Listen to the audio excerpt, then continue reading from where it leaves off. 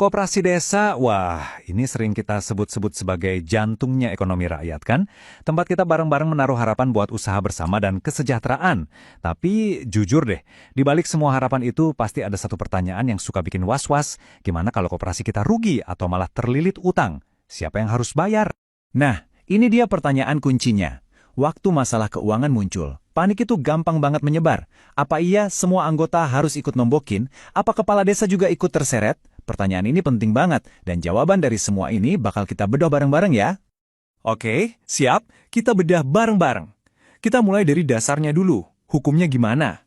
Terus kita urai satu-satu, peran pengurus, anggota, sama pengawas.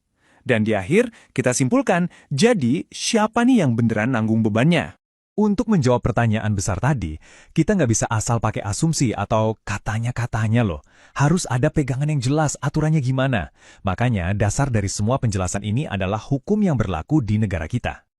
Nah, ini dia pegangan kita. Undang-Undang Nomor 25 Tahun 1992 tentang Perkoperasian.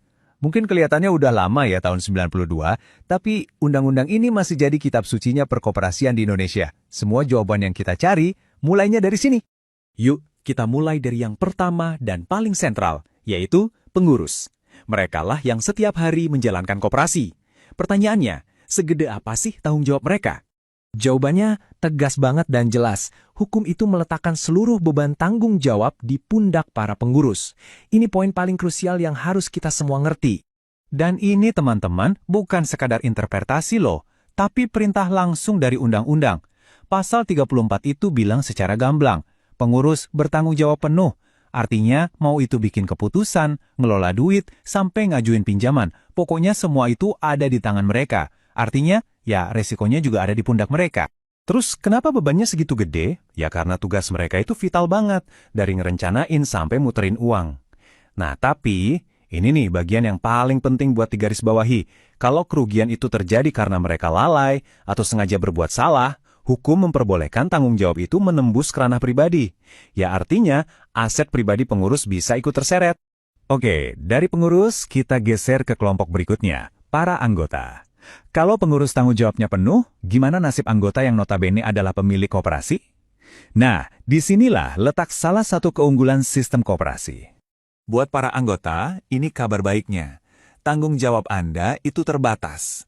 Terbatas sama apa? Cuma sebatas simpanan pokok dan simpanan wajib yang sudah Anda setor. Udah, titik. Nggak lebih dari itu. Artinya, dalam kehidupan nyata gimana? Artinya, harta pribadi Anda, rumah Anda, motor, mobil, atau tabungan pribadi di bank, itu semua aman sentosa. Nggak bisa diutak-atik buat bayar utang koperasi.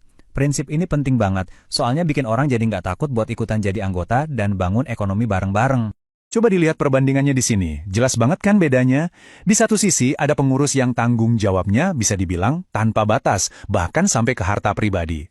Di sisi lain ada anggota yang posisinya jauh lebih aman dengan resiko yang jelas terukur. Jomplang banget kan?